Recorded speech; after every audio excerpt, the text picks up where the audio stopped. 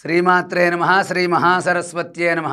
ఓం శుక్లాంబరధరం విష్ణుం శశివర్ణం చతుర్భుజం ప్రసన్నవదనం ధ్యాయేత్ సర్వవిఘ్నోపశాంతయే. శారదా శారదాంబోజ వదనా వదనాంబుజే సర్వదా సర్వదాస్మాకం సన్నిధి సన్నిధిం క్రియాతు. శ్రీమాత్రే నమః శ్రీ మహాసరస్వత్యే నమః. సోషల్ పోస్ట్ ఛానల్ ప్రేక్షకులకి శుభయోగం కార్యక్రమానికి స్వాగతం.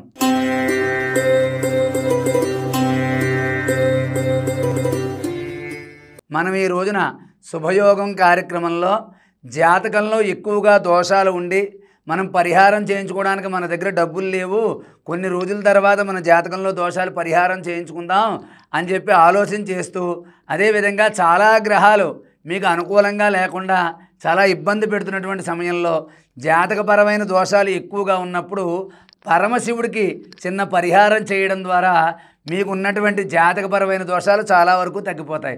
అది ఏమిటంటే సోమవారం నాడు కానీ, ఆరుద్ర నక్షత్రం రోజున కానీ, మాస శివరాత్రి రోజున కానీ నేను చెప్పినటువంటి పరిహారాన్ని పాటించండి, మీకు అంతా మంచే జరుగుతుంది. మీ జాతకంలో దోషాలు చాలా వరకు తగ్గిపోవాలి అంటే సోమవారం నాడు కానీ, ఆరుద్ర నక్షత్రం నాడు కానీ, మాస శివరాత్రి నాడు కానీ మీరు శివాలయంకి వెళ్ళి అక్కడ బొప్పాయి పండు రసంతో పరమశివుడికి అభిషేకం చేసి దాన్ని మీరు తీర్థంగా స్వీకరించి, అలాగే ఆ అభిషేకం అయిన తర్వాత సంపంగి పువ్వులు 108 పువ్వులు తీసుకుని శివాష్టోత్రంతో ఆ పరమశివుడికి పూజ చేసి, కొన్ని పువ్వులు గుడి దగ్గర పూజ చేసిన తర్వాత కొన్ని పువ్వులు ఇంటికి తెచ్చుకుని మీ దేవుడి మందిరంలో పెట్టుకోండి. అలాగే ఆ బొప్పాయి రసంతో అభిషేకం చేసిన ద్రవ్యాన్ని మీరు కొంచెం తీర్థంగా స్వీకరించండి.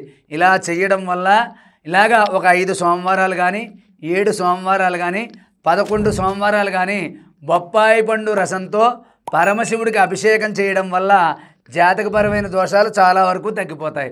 అలాగే ప్రతిరోజు ప్రదోషకాల సమయంలో అంటే సాయంత్రం పూట సూర్యాస్తమయం తర్వాత చీకటి పడడానికి ముందు మీ దగ్గరలో ఉన్నటువంటి దేవాలయానికి వెళ్ళి, ముఖ్యంగా శివాలయానికి వెళ్ళి శివాలయం దగ్గర 3 ఒత్తులు కలిపినటువంటి ఆవునేతితో 3 ఒత్తులు దీపారాధన చేయండి, మీకు అంతా కూడా మంచి జరుగుతుంది.